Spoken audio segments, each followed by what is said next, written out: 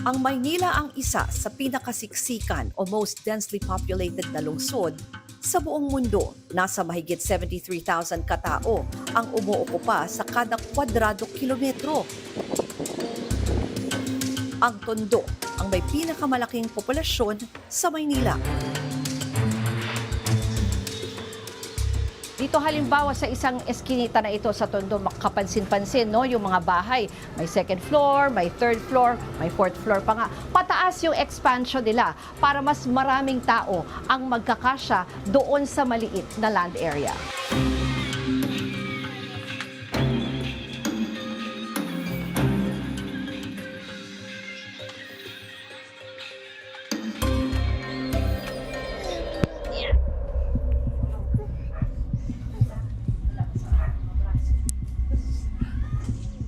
Makikituloy po. Ako po si Ruth. Buti lang hindi ako matangkad, ano? Dati palang babuyan ang loteng ito na ipamana ng biyenan ni Aling Susan at nasimula nilang patayuan ng bahay noong 1985. Ngayon, 7 sa 8 anak ang kasama nila dito. Dagdag pa ang kanya-kanyang asawa, mga apo sa tuhod.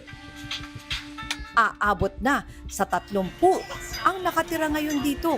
Pinalaki na ho namin niya kasi nung kaysa mga anak ko walang trabaho, kami na lang ho nagpadagdag para kahit pa paano magsama-sama man kami, may mangyari man sa amin, nakikita namin sila. Yun ang ano ko. Nakaabot na ng 3rd floor ang bahay sa kakadagdag. Pati mga kwarto, parami ng parami.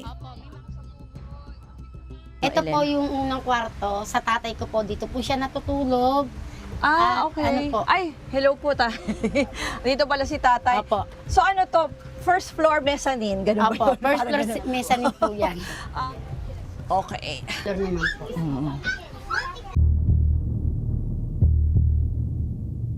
Ito ay isang kwarto pa lang ng Opo. ng second floor. So dito meron din kayo mga Opo. sarili nyong mga hugasan, lutuan.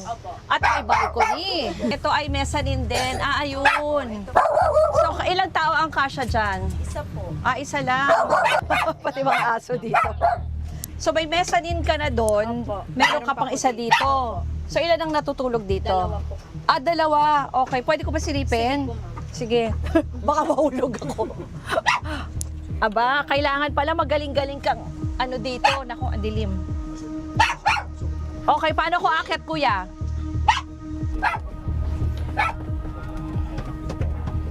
Ayan, so ito pala, kasya pala dito. Pwede pala humiga dito. Ayan.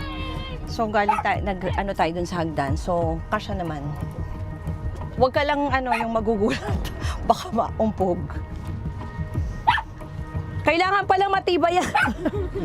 Kailangan ka pala kondisyon ka dito. Naku naman. Sige, so paakyat na tayo sa third floor ng kanan naman. 3rd floor. Okay. Kasi may unit sa kaliwa, may unit sa kanan. Ay, sorry. Okay. Diyan na. Okay. Ang hirap pala nito, parang hindi mo alam kung saan kakakapit eh. Teka lang. Okay. Ayan. Wala naman eh. Ayaw na.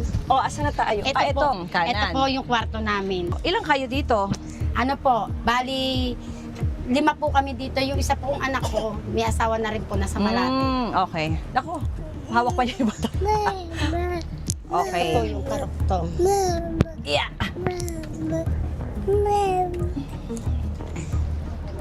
Okay. Wow. Kailangan medyo tayo dito. Malakas ang ating mga braso. Ayan. Ay, ang liit ng ng Ito pasukan. po. Okay. Yeah. Ayan po. Ito ang Pinakabubong na po namin sa ito ang third floor. terrace. Ano po, pag wala kaming kuryente, dito kami tumatambay oo. para presko po. Oo. Kita mo rin pala yung mga matataas din yung ibang bahay, Opo. Oo. Baba mo na yan, Neng! Wow!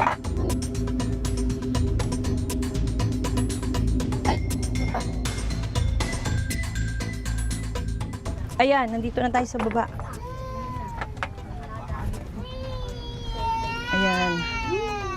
Ay, si tatay. Ay, nako! Nay!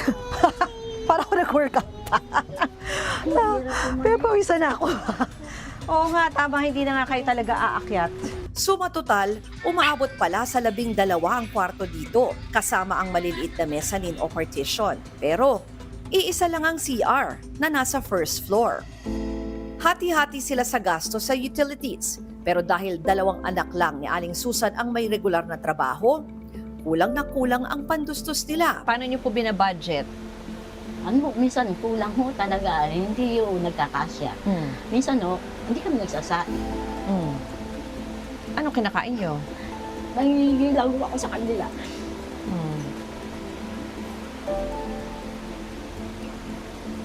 Kasi kulang talaga yung 2,000 kung tutusin. Pinagkakasya ko, may pinag-aaral pa ako 2 na ako. Siyempre hindi yung kakasya yung 2,000, di ba? Doon sa pag-uusap po natin, ang na tumatatak po sa akin, gusto niyo po talaga lagi kayong magkakasamang magpapamilya. Opo. Bakit naiisip niyo yun kahit mahirap po ang buhay? Kasi siyempre, niisip ko rin sila, walang mga trabaho. Pakainin ako, nakabukod, may mga anak din sila. Kung nakabukod din sila, paano din sila, walang mga trabaho. Nandito naman kami, hanggang buhay kami, tutulungan namin sila. Kung kaya namin. Na yung kung hindi namin kaya, sama-sama tayo sa gutom. Ganun sa kanila. Basta yung mga bata kakain. Laking pasasalamat din na Aling Susan na may sarili silang tahanan, gaano man kaliit, gaano man kasikip at kahit ilang palapag paabuti ng pag-e-extend ng kanilang bahay sa bawat hakbang, bawat akyat sa hagdan, mas napagtitibay ang kanilang pamilya sa hirap at ginhawa. Ruth Cabal, mukha ng maliliit, isyong malalaki, dokumentado. Mga kapatid, Jig Manikad po, pagdating sa mahalagang balita sa loob at labas ng bansa, dapat una sa lahat, mag-follow at mag-subscribe na sa social media pages ng News 5.